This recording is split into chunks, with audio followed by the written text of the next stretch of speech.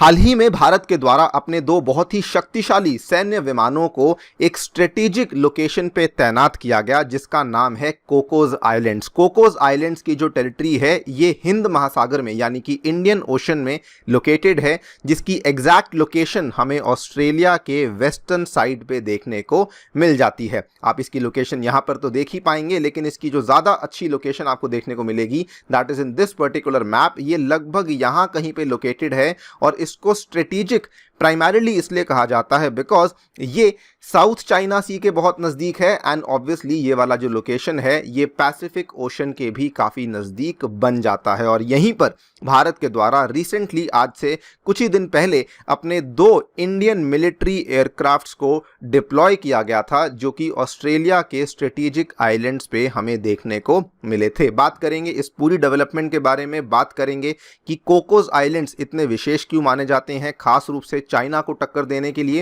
And also discuss करेंगे कि how are these islands basically जो चाइनीज सबमरीन्स हैं उनके लिए एक बहुत ही बड़ा सरदर्द बन चुकी हैं। किस तरीके से ऑस्ट्रेलिया और इंडिया की जो कोलैबोरेशन है वो चाइनीज पनडुब्बियों के लिए बहुत ही ज़्यादा डिफिकल्टीज को पैदा कर रही है। चलिए शुरू करते हैं दोस्तों मेरे साथ। मेरा नाम है अनिरुद्ध। यदि आप लोग हमें फॉलो करना चाहते हैं तो यहाँ पर दिए गए टेलीग्राम चैनल के माध्यम से ऐसा कर सकते हैं। इसके अलावा दोस्तों बताना चाहूँगा कि आप सभी के लिए एक नया उड़ान बैच लाया जा रहा है जो कि 17 अगस्त से शुरू होगा और इस उड़ान बैच में आप लोगों के लिए प्रीलिम्स और मेंस की संपूर्ण क्लासेस, साथ में मेंस और प्रीलिम्स की टेस्ट सीरीज, सब चीज़ें अवेलेबल करवाई जाएंगी। All these things in only and only 10,000 rupees. और दोस्तों मेरे द्वारा आपके लिए इस बैच में कवर किया जाएगा the complete science and technology course for prelims and mains, जिसमें कि हम लोग साइंस एंड टेक के सभी एस्पेक्ट्स को, space technology, defence technology, biotechnology, information technology and so on and so fourth, सभी टॉपिक्स को यहाँ पे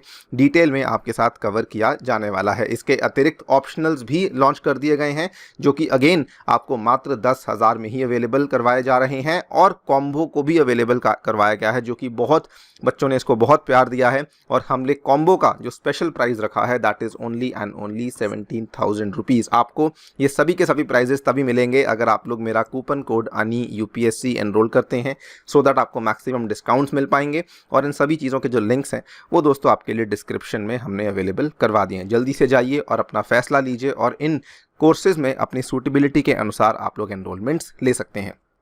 ऑल राइट, सबसे पहले जो दो एयरक्राफ्ट्स भारत सरकार के द्वारा जिनको डिप्लॉय किया गया है उनको समझ लेते हैं। तो पहले वाला जो एयरक्राफ्ट है दैट इज डॉर्नियर एयरक्राफ्ट, जिसको हम लोग DO-228 के नाम से जानते हैं। ये एक जनरल पेट्रोल एयरक्राफ्ट है, यानी कि वहाँ पर जनरली जो मैरीटाइम पेट्रोलिंग में इस्तेमाल किया जाने वाला एयरक्राफ्ट है ये वो वाला एयरक्राफ्ट है। ये एक ट्विन इंजन एयरक्राफ्ट है capable of carrying at least 19 passengers. ये आप यहाँ पे देख पाएंगे। This is the Dornier 228 aircraft जो कि हमारे द्वारा डिप्लॉय किया गया है। ये वही वाला एयरक्राफ्ट है जिसको कि हिंदुस्तान एरोनॉटिक्स लिमिटेड के द्वारा भारत में ही मैन्युफैक्चर किया जाता है, और ये जो जर्मन डॉर्नियर एयरक्राफ्ट था उसी के फ्रेम के ऊपर इसको बेसिकली बनाया गया है।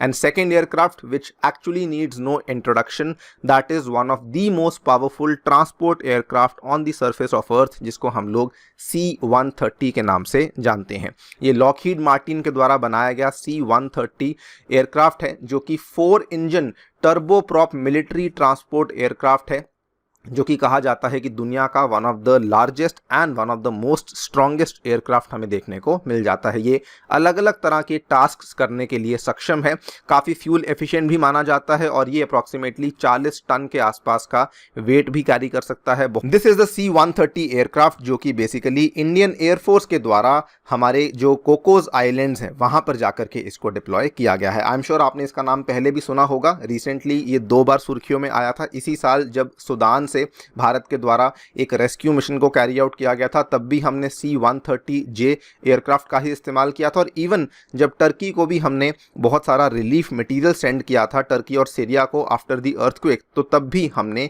C-130J का ही इस्तेमाल किया था बहुत सारा सामान टर्की और सीरिया के देशों में भेजने के लिए। खैर, ये वाले जो दोनों एयरक्राफ्ट्स हैं इनको अब कोकोस आइलैंड्स पे डिप्लॉय कर दिया गया है, expanding the strategic reach of the Indian military and improving inter operability with Australia.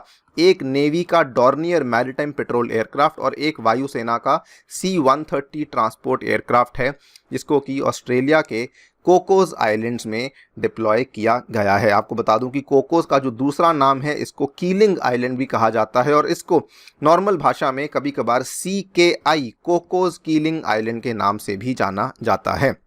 Australia के ही कुछ डिप्लोमेटिक सोर्सेज के अनुसार बताया गया है कि दोनों ही विमान जो हैं ये कोकोस में अप्रॉक्सीमेटली 1 हफ्ते के लिए हमें देखने को मिले थे। इसकी विशेषता क्या है? सो ऑब्वियसली इसकी कई सारे इंपॉर्टेंसेस हैं। पॉइंट नंबर 1 यहाँ पर ये आता है कि बिकॉज जब ये वाली डिप्लॉयमेंट हमें देखने को मिली सो ये इफेक्टिवली एलिवेट करती है कोकोस आइलैंड्स को as a staging point for Australian and Indian air surveillance of the maritime choke points. तो पहली बात तो ये दर्शाती है कि इंडिया और ऑस्ट्रेलिया के बीच में जो कन्वर्जन है, जो इंटरऑपरेबिलिटी है वो काफ़ी ज़्यादा बढ़ चुकी है। और यही जो इंटरऑपरेबिलिटी है, बाय द वे इसको लेकर हमने पहले एक अग्रीमेंट साइन किया हुआ है। 2020 में हमने म्यूचुअल लॉजिस्टिक्स सपोर्ट अग्रीमेंट को साइन किया था जिसमें कि Australia will be able to use the facilities of Andaman islands and India will be able to use the facilities of Cocos islands. तो ये वाला जो कदम है ये उसी चीज़ को दर्शाता है कि जी हाँ, वो वाले अग्रीमेंट सही तरीके से काम कर रहे हैं। लेकिन जो सबसे बड़ी चीज़ है जिसको लेकर बहुत ज़्यादा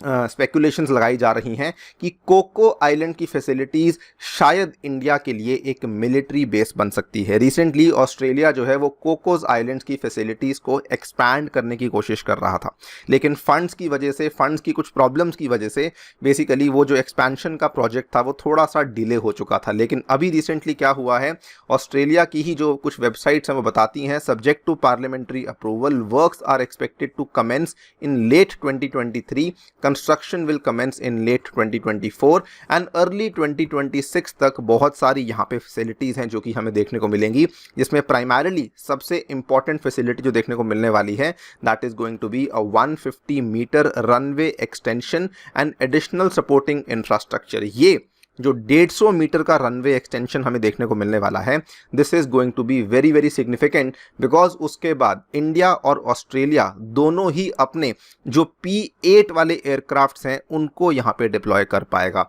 जो P8 एयरक्राफ्ट है this is also called as the Poseidon 8 aircraft, जो कि इंडियन नेवी का फ्रंट रनर एयरक्राफ्ट माना जाता है। मल्टीपल मिशंस कैरी आउट करने की क्षमता ये वाला एयरक्राफ्ट रखता है और same aircraft by the way Australia के पास भी देखने को मिलता है। दोनों ही हमने USA से लिए हुए हैं, दोनों ही देशों ने इन एयरक्राफ्ट को USA से परचेज किया हुआ है और ये वाले एयरक्राफ्ट को फिर हम लोग यहाँ पे बेसिकली डिप्लॉय कर पाएंगे। आप देख सकते हैं ये विशालकाय P8 पोसाइडन 8 एक multi mission maritime petrol aircraft है जो कि एंटी सबमरीन वॉरफेयर करने में सक्षम है, एंटी सरफेस वॉरफेयर करने में सक्षम है, intelligence, surveillance, reconnaissance, search and rescue जैसे सभी मिशंस करने में सक्षम ये वाला एयरक्राफ्ट माना जाता है। और वंस दिस इज डन तो उसके बाद जो चाइना की पीपल लिबरेशन आर्मी नेवी है उसको हम लोग प्रॉपर तरीके से उस इलाके में टक्कर दे पाएंगे। एक और बड़ा अच्छा एडवांटेज इस डिप्लॉयमेंट का हमें क्या देखने को मिलता है कि अगर हम लोग कल को इस कोकोस आइलैंड्स को प्रॉपर तरीके से इस्तेमाल कर पाते हैं तो उस केस में बहुत सारे चोक पॉइंट्स हैं जो कि हमें उसी इलाके में देखने को मिलते हैं, जो कि बहुत ही नैरो चोक पॉइंट्स हैं, जिन चोक पॉइंट्स के माध्यम से कई बार चाइना के द्वारा अपनी सबमरीन्स को, अपनी बड़ी बड़ी शिप्स को इंडियन ओशन में एंट्री करवाने की कोशिश करी जाती है। स्ट्रेट ऑफ मलक्का के बारे में तो आपने सुन ही रखा होगा और ये काफ़ी बार चाइना इसका गलत इस्तेमाल करती है, लेकिन यहाँ पे सुंडा स्ट्रेट और लोम्बोक स्ट्रेट भी आती हैं जो कि चाइना के द्वारा इस्तेमाल करी जाती हैं। पहले वो अपनी शिप्स को, अपनी वेसल्स को साउथ चाइना सी में भेजती है, उसके बाद वो सुंडा स्ट्रेट या फिर वो लोम्बोक स्ट्रेट के माध्यम से उन्हीं शिप्स को इंडियन ओशन के अंदर भेजने का प्रयास करती है। आप इनको यहां पर देख पाएंगे, this is your South China Sea, और साउथ चाइना सी से चाइना क्या करती है, इन चीज़ों को या तो यहां से भेजती है या फिर ये सुंडा स्ट्रेट से या फिर यहां से इस लोम्बोक स्ट्रेट से भेजा जाता है।